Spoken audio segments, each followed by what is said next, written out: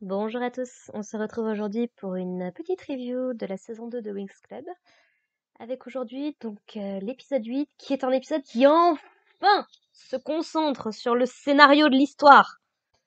Il était temps.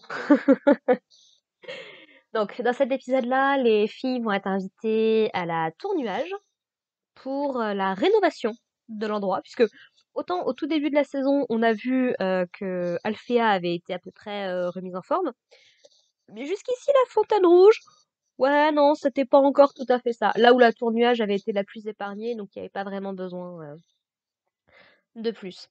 Donc dans cet épisode, donc rénovation de la tour nuage, les filles sont invitées à voir un petit peu la parade, à voir un petit peu les festivités. C'est en plein milieu du truc que d'un coup, Saraphine il va se réveiller et il va se dire ouais, on n'oublie pas ce qui s'est passé, machin et tout. Et en fait, il y a une nouvelle tour nuage, donc l'ancienne tour nuage s'effondre pour donner lieu à un truc beaucoup plus moderne, qui flotte dans les airs, qui fait un peu vaisseau spatial, très sincèrement. Et je trouve ça un peu dommage. En soi, j'aime bien le design de la nouvelle structure, mais je suis toujours attachée aux vieilles pierres, aux vieux bâtiments. Je trouve qu'il était plutôt stylé quand même, la fontaine rouge d'avant. Mais bon. Et puis c'est surtout que là, maintenant que ça flotte, bah, si jamais tu veux évacuer la tour nuage, la fontaine rouge, si jamais il se passe quelque chose, et ben t'es obligé d'utiliser des vaisseaux, des machins, des trucs. C'est un peu plus compliqué, je trouve. C'est un petit peu plus piégeux. Puisque dans cet épisode-là, eh ben, les tricks vont causer un petit peu de problèmes. Bon, alors vraiment très très léger, c'est honnêtement plus Darkar qui fait le travail. Puisque donc, bah, visiblement, effectivement, c'est confirmé par Saraphine lui-même, bah, il y a bien le codex, il y a bien une partie en tout cas du codex à la Fontaine Rouge. Et donc, bah, les tricks vont s'infiltrer en se déguisant pour essayer de causer des problèmes, causer des diversions et accéder au codex. Voilà. C'est un petit peu le résumé de cet épisode-là. Donc, grosso modo, Darkar va envoyer. C'est une espèce de petite chauve-souris là qui flotte toujours à côté de lui, en lui donnant une autre forme qui ressemble beaucoup à une espèce de manticore, qui me rappelle un peu la créature qu'avait créé les Trix, l'espèce de minotaure qu'on avait vu en saison 1. Il y a quelque chose qui ressemble dans le design, je trouve. Et en gros, donc, il va semer pas mal de dégâts au niveau de l'arène. Donc pendant que les spécialistes étaient plus ou moins en train de se battre, on a un petit combat Riven Sky, où Sky a gagné, bien soutenu par Bloom, là où Riven du coup se fait avoir, avec Musa qui est complètement dépité. Et Riven qui retrouve un petit peu ses accents de jalousie, qui dit à Sky que c'est un prince, donc c'est sûr qu'il a les meilleurs professeurs, ceci, cela.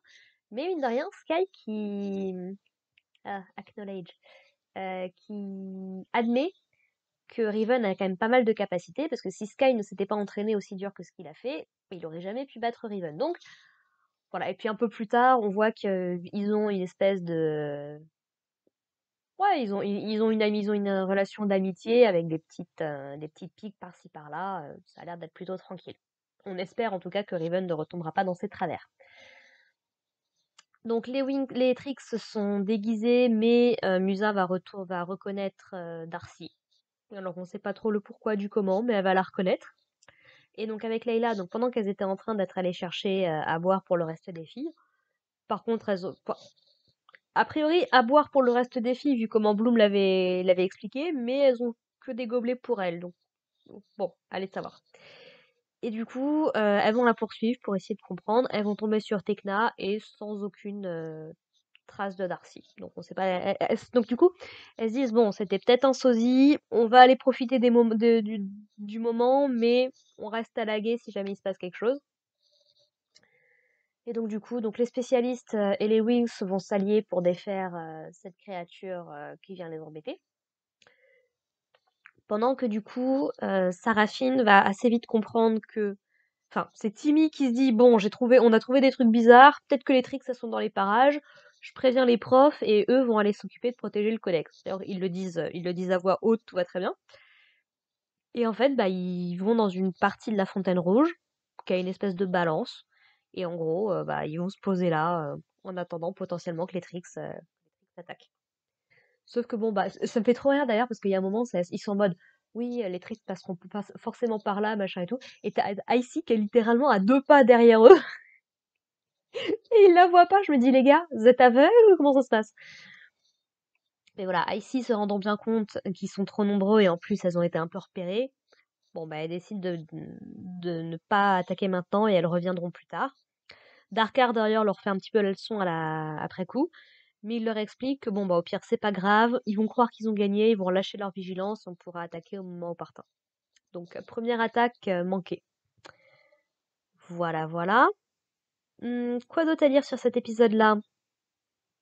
Oui, alors j'aime beaucoup le fait qu'on vient pour la grande fête, la grande cérémonie de réouverture de la Fontaine Rouge, mais t'as pas Faragonda, t'as pas Greffine qui mettent le moindre pied.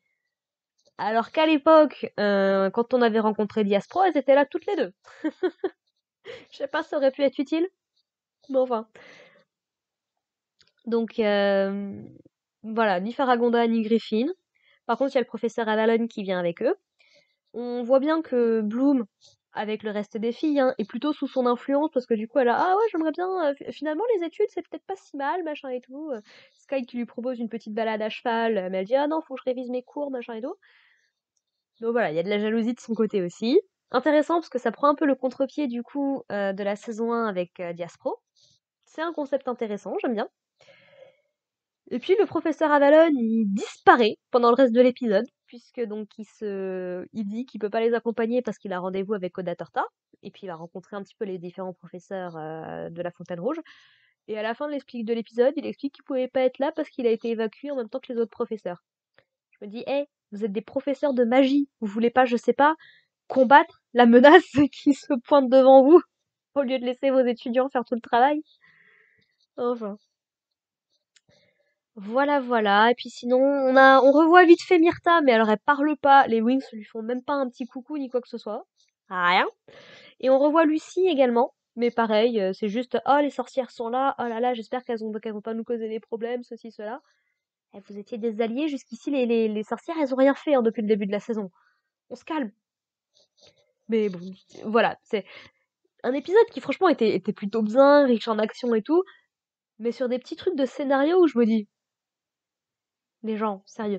Ah oui, truc très important à noter, on découvre un nouveau spécialiste, sous la personne de Elia, qui apparemment est le neveu de Saraphine, je crois, considéré comme le meilleur élève de Coda Torta.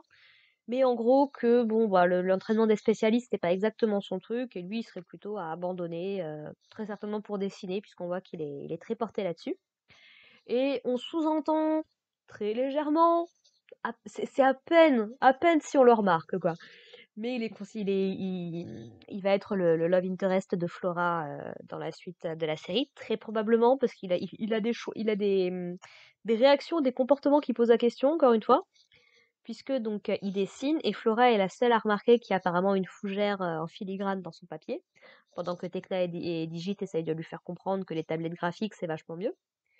À la fin de l'épisode, du coup, il envoie un petit dessin à Flora de son portrait, alors que Stella lui avait demandé de lui faire le portrait un peu plus tôt. Et en gros, donc il parvient à retenir un petit peu la bestiole alors que Flora est en danger. Il lui demande si tout va bien, tout ça, tout ça. Mais il se barre très très rapidement et il a un espèce de sourire, une expression vachement bizarre, vachement creepy. Donc gentil, méchant. On verra bien où ça en est dans le reste de la série. Et voilà, voilà. Rien de plus à dire sur cet épisode-là. Voilà, il était bien sympathique. Et puis j'ai hâte d'en voir plus maintenant qu'enfin l'histoire a l'air de vouloir se concentrer sur des trucs importants. Toujours appréciable. Voilà, voilà. Sur ce, bah écoutez, moi je vous propose qu'on se retrouve la semaine prochaine pour parler de l'épisode 9. Je vais enfin avoir fini le premier CD, le premier de mes 3 CD de la saison 1, de la saison 2. Donc hâte de voir comment se termine l'épisode prochain. Et puis bah en attendant, portez-vous bien. Allez, bye les gens.